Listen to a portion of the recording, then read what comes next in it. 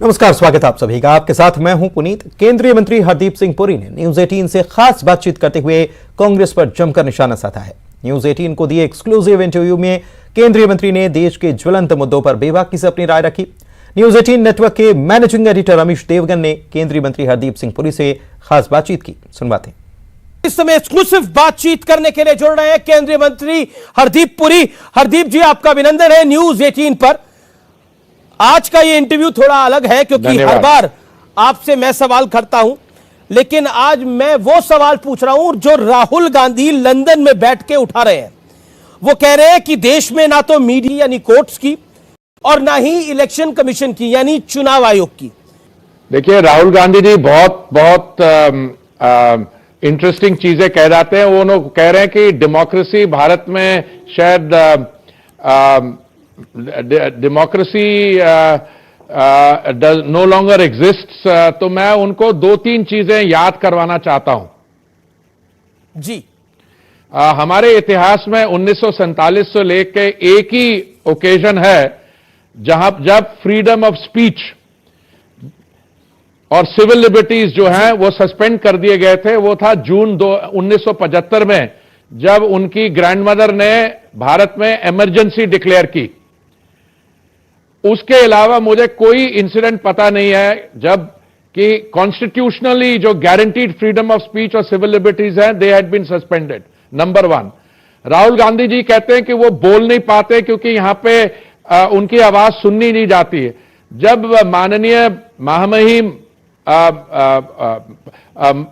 राष्ट्रपति जी ने अपना बोथ हाउसेज ऑफ पार्लियामेंट को एड्रेस किया, उन्होंने 31 जनवरी को, तो राहुल गांधी जी जब पार्लियामेंट में बोले, जहां तक मुझे याद है 42 मिनट बोले, 42 मिनट, 42 मिनट्स प्लस उन्होंने दिया।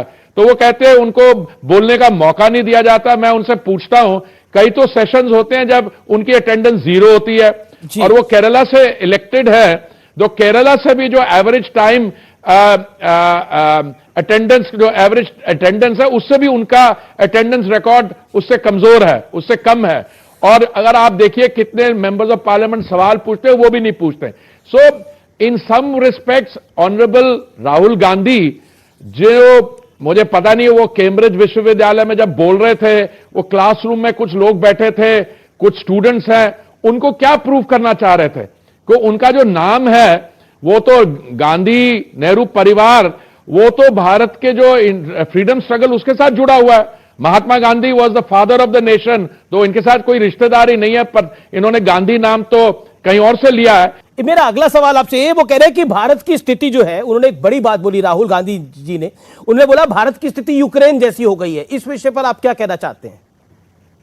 ये राहुल जी के बोल। देखिए, मैं तो देखिए राहुल जी के तो कई कहने की चीजें हैं। मैं वही आपको एक दो उदाहरण दे रहा था। अगर भारत की स्थिति यूक्रेन जैसी है तो मैं तो कहूंगा तो फिर तो कोई प्रॉब्लम ही नहीं है। भारत की जो इकोनॉमी है वो इस समय ग्रो कर रही है 6.5% पे। भारत की इकोनॉमी जो है, उन्होंने 224 करोड़ वैक्सीन मुफ्त की है। यूक्रेन में क्या हालत है, इनको कहिए कैम्ब्रिज से थोड़ा सा डिटूर लेके वो कीव जाएं और देखें वहां पे भारत को यूक्रेन के साथ कंपेयर करते हैं। देखिए, राहुल गांधी जी यूक्रेन के साथ कंपेयर करें, क्या करें, मुझे तो उसका कुछ सिर पैर नहीं नजर आता। लेकिन एक बात तो है पुरी साहब, उन्होंने आपको, हमको, सबको बिजी कर दिया है होली के इस त्योहार में, यानी खबर बना दी है। देखिए, आपको मैं सीरियसली कहना चाहता हूं, आप एक सीरियस न्यूज एंकर हैं, आप बड़े दिलचस्प प्रोग्राम करते हैं। मैं आपसे यह पूछना चाहता हूं, ये जो मैंने आपको चीन के बारे में, डोमेस्टिक डेमोक्रेसी के बारे में बात की, इसको आप कितना सीरियसली लेते हैं? जो राहुल गांधी कहते हैं, तो आपको बिजी जरूर कर दिया, और बिजी करते में सबको थोड़ा मजा आ रहा है, मनोरंजन के लिए अच्छा है कि एक आदमी जो भारत जोड़ो यात्रा के बाद पहुंच जाता है to a half empty room in Cambridge, और वो बच्चों, आप उसकी जरा जो उनका इंटरैक्शन है और जो कुछ स्टूडेंट्स ने उनसे कहा है, स्टूडेंट हैं या जो भी हैं पार्टिसिपेंट, वो भी बहुत, उसको पूरा क्लिप लेके आप उसको प्ले करिए। फिर राहुल गांधी जी से पूछिए कि आप which part of the narrative are you peddling? नहीं, एक इंटरेस्टिंग पॉइंट है, राहुल गांधी को बिलीफ है, उनकी पार्टी को बिलीफ है, उनके नेताओं को बिलीफ है, राहुल गांधी के जो इर्द गिर्द लोग रहते हैं उनको बिलीफ है वो एक ना एक दिन प्रधानमंत्री जरूर बन जाएंगे, एक ना एक दिन प्रधानमंत्री जरूर बन जाएंगे। लेकिन ऐसा लग रहा है कि राहुल गांधी अब यूके और यूएस को कह रहे हैं कि आइए आप देखिए, भारत के अंदर लोकतंत्र समाप्त हो चुका है, यहां पे किसी एजेंसी की किसी संस्था की कोई क्रेडिबिलिटी नहीं बची है। इस विषय को आप कैसे देखते हैं? देखिए, बिकॉज उनकी पार्टी उनको एक प्रधानमंत्री के रूप में देखती है आने वाले भविष्य में। हर एक डेमोक्रेसी में तो हर एक आदमी की ये जो एस्पिरेशन है, उनकी एस्पिरेशन, कोई प्रधानमंत्री बनना चाहेगा, कुछ, मैं उसको I respect that, but I would also say कि आप अपनी जो पॉलिटिकल फेलियर है और फ्रस्ट्रेशन है, इस समय दोनों लोकसभा और राज्यसभा में मिला के उनके 100 का आंकड़ा नहीं पहुंचता, उनके they don't have 10% of the seats in the Lok Sabha, तो इनको कैम्ब्रिज यूनिवर्सिटी में जाके कि भारत में डेमोक्रेसी फेल हो गई है, उसका भाषण देने के बजाय यहां पे आके थोड़ा ग्राउंड लेवल पे थोड़ा काम करें, तो मैं समझता हूं कि उसमें उनको ज्यादा लाभ मिलेगा। वो प्रधानमंत्री बनेंगे नहीं बनेंगे ये तो भारत के, लेकिन वो कह रहे हैं कि उनको भारत की यूनिवर्सिटियों में बोलने नहीं दिया जाता, इसलिए उनको कैम्ब्रिज में जाके बोलना पड़ रहा है, क्योंकि आप उनको मौका नहीं दे रहे। मैंने बोला सांसद में तो हमने 42 मिनट उनका भाषण सुना, 42 मिनट, और जब सरकार की तरफ से जवाब आता है तो राहुल गांधी जो चले जाते हैं कहीं, हाउस में बैठे नहीं होते हैं। देखिए, इनकी जो हरकतें हैं वो बहुत अच्छी तरह रिकॉर्ड हो रही हैं। आपको याद है एक बारी कैबिनेट ने एक ऑर्डिनेंस अप्रूव किया था, राहुल गांधी जी उस समय देश के बाहर थे, उन्होंने वो ऑर्डिनेंस एक पत्रकार सम्मेलन में सबके सामने उसको फाड़ दिया। तो ये आपको मेरे को याद करें, ये वही हैं जिन्होंने 1975 में इमरजेंसी डिक्लेयर की है। एक सवाल मंत्री जी मैं आपसे दिल की गहराइयों से पूछना चाहता हूं और बड़ा महत्वपूर्ण सवाल है, राहुल गांधी के स्टांस में एक बदलाव आया है, पहले जो ढके छुपे बात होती थी अब वो ओपनली होने लगी है। राहुल गांधी खुलकर विदेशी जमीन पर कह रहे हैं कि भारत में लोकतंत्र की कमी है, भारत में इन्वेस्टमेंट को लेकर भी उन्होंने बड़े सारे सवाल खड़े करे। इसके साथ साथ उनको ऐसा लगता है चाइना में ज्यादा सद्भाव है, भारत में कम सद्भाव है। क्या आपको लगता है ये जो चेंज ऑफ गार्ड है राहुल गांधी का, ये क्यों है भारत जोड़ो यात्रा के बाद? भाई साहब, पहली बात तो यह है कि राहुल गांधी ने जब ओथ लिया था पार्लियामेंट में, उस ओथ को बड़ी अच्छी तरह वो पढ़ लीजिए, टू अपहोल्ड द कॉन्स्टिट्यूशन, उधर देख लीजिए अच्छी तरह से उसमें क्या एग्जैक्टली लैंग्वेज देखी हुई है। अगर आप में कोई पर्सनल लेवल पे फ्रस्ट्रेशन है कि भारत जोड़ो यात्रा के बावजूद आपको जो लोकप्रियता या आपको जो हमारी भाई और बहनों से जो रिस्पांस मिलना चाहिए वो नहीं मिल रहा, उसकी फ्रस्ट्रेशन आप कैम्ब्रिज में जाके उतार रहे हैं कहीं और जगह। क्या मानसिकता है कि राहुल गांधी को मुस्लिम ब्रदरहुड और आरएसएस में कोई फर्क नहीं दिखाई दे रहा? मानसिकता क्या है ये आपको प्रश्न राहुल जी से पूछना चाहिए। मैं तो सिर्फ राहुल जी की स्टेटमेंट को इंटरप्रेट कर पा रहा हूं और मुझे लगता है ये स्टेटमेंट उनको भी महंगी पड़ेगी। अभी विपक्षी नेताओं ने एक चिट्ठी भी लिखी है मनीष सिसोदिया की गिरफ्तारी के बाद, जिसमें कांग्रेस उसका पार्ट नहीं है, लेकिन कहा है कि एजेंसीज का दुरुपयोग हो रहा है, विपक्ष के नेताओं को जेल में डाला जा रहा है। और अरविंद केजरीवाल कह रहे हैं कि कट्टर ईमानदार बच्चों को पढ़ाने वाले मनीष सिसोदिया बेचारे जेल में है।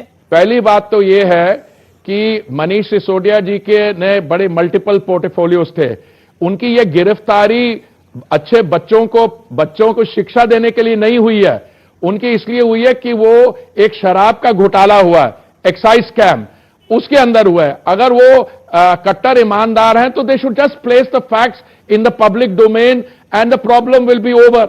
जहां तक बात है कि विपक्ष के कुछ नेताओं ने लिखी है, पहले मैं आपको याद कराना चाहता हूं कि आम आदमी पार्टी का जो जेनेसिस है, इनका बर्थ कब हुआ? It was born in a crusade against corruption which was led by Anna Hazare जी। और उनसे तब पूछा गया आप एक राजनीतिक दल बनेंगे? उन्होंने कहा हम कभी नहीं बनेंगे राजनीतिक दल। टुडे द आम आदमी party, including bye its own admission, is the most corrupt political outfit in this country. आप देख लीजिए कि क्या हो रहा है, अब कहां पे क्या हो रहा है और क्यों ये चीजें ये रोज रोज बाहर आ रही। अगर कांग्रेस पार्टी उनका साथ देती है नहीं देती है, दैट्स बिसाइड्स द पॉइंट। अगर कोई और ऑपोजिशन है, the fact that you are an opposition leader does not give you a immunity from prosecution for corruption.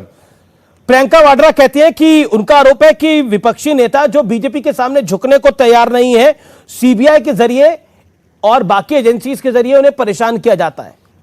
ये प्रियंका वाड्रा कह रही है। देखिए, आप राहुल गांधी जी से के बाद आप प्रियंका वाड्रा पे पहुंच गए। मैं कहता हूं कि ऑपोजिशन का हक बनता है to say whatever they want to, but at the end of the day all the statements are weighed in the court of the people. उसमें कितना दम है, कितना है और कहां भ्रष्टाचार हो रहा है। मैं आपको बताता हूं 2014 में जब मोदी जी ने दायित्व संभाला, उससे पहले क्या हालत थी और अभी क्या हालत है।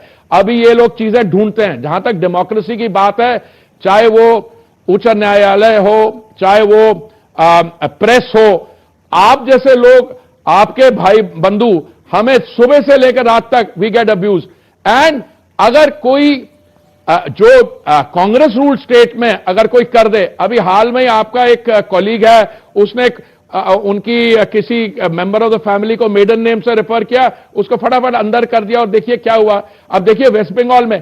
तो अगर डेमोक्रेसी को कुछ थ्रेट है तो मैं समझता हूं हमें यह पहचानना चाहिए वो थ्रेट कहां से आ रहा है।